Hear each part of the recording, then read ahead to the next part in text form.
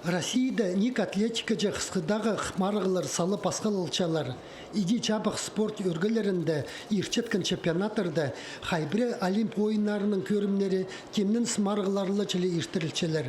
Сахандағы чүгірісті пұлпарған. Чил айының қалғыншы күнерінде Москвада ирткен ник атлетика жа Россия чемпионатында 5 километрге көрілген чүгіріс ұлың имараға чылдырып барған. Андығда болза олимп ойындарына темнен шытқан ұстар, мұнды празида күстерін сынанар. Египістің чир соғжы біз Денис Шертіков чемпионатқа керілген 3 километр жолды марғылызып отырсолған. Че аның ұзын жолды бірдезін алынзар постпан. Хотя подготовкам менің мағат болған, тренировканың көріп, должен болған мағат жүгіріп заған. Келіспен. 3 күн болған. Екінші күнді тынан қыпс, өзінші күн 5 километр жүгіріпс.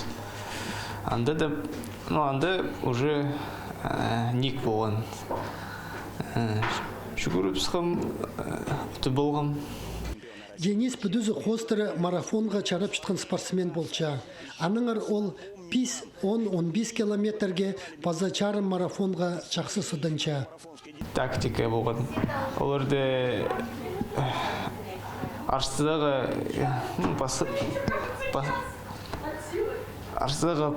последний километрді жарабыз, потому что олар более-менее скоростнойлар. Менің скорості жоғыл, мен аны тактиканы пораньше финишировать полосхом и ходить темпом задавил меня. Бұл чемпионата 5 километр чүгірерге 15 спортсмен сықан. Оларының арызында ең күстігі чонар арызындағы спорт ұзы Алексей Попов болған. Денис Саблық спортсменер арызына кіріп, оларыны алынзар пост-пасқа күстінген. Соның күзін қайрылып алып, қалғыншы километрді празин аспарып сқан. Аның чеңеске четкен тұзы 14 минуты 06 секунды болған. Альберт Колумаев, Владислав Пустовойт, хабарларға.